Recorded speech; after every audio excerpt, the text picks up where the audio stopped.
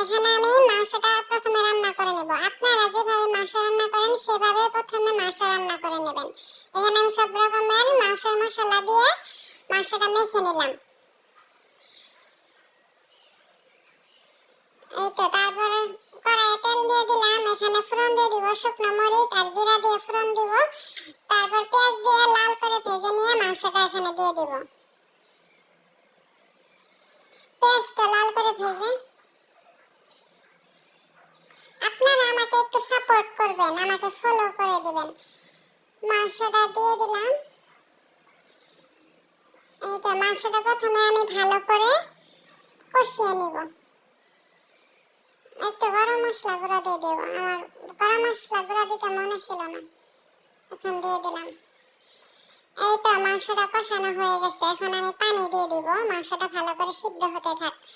এখন আমি বানিয়ে নিব আচারের জন্য মশলাটা। এই তো শুকনো মরিচ তেলে নিলাম। এখানে জিরা সরিষা একসঙ্গে একটু তেলে নিলাম। এখানে কাট করে রাখা তেঁতুলে একটু ভিনেগার দিয়ে গুলিয়ে রাখলাম। এখানে সরিষার তেল দিয়ে দিলাম। সরিষার তেলে আস্ত রসুনের কোয়া দিয়ে দিব, দিয়ে একটু ভেজে নিব লাল করে। তারপর এখানে শুকনো মরিচ দিয়ে দিব। ভাজা হতে থাক। এখানে আমি সিদ্ধ করে রাখা রান্না করে রাখা মাংসটা দিয়ে দিব। মাংসটা দিয়ে একটু নেড়ে চেড়ে নিব।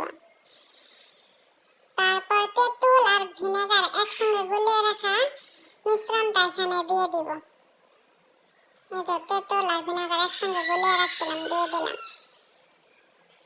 যারা ইউটিউব থেকে দেখছেন আমাকে একটু সাবস্ক্রাইব করে দিবেন, আর যারা ফেসবুক থেকে দেখছেন আমাকে ফলো দিয়ে পাশে থাকবেন।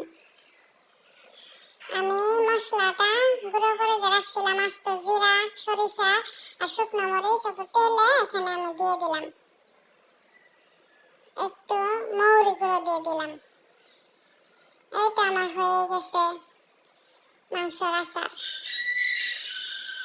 রান্না করে রাখা মাংসটা যেন একদম শুকনো শুকনো থাকে। এখন একটা কাঁচের জারে ভরে নিলাম। এইভাবে কয়েকদিন রেখে খেতে পারবেন।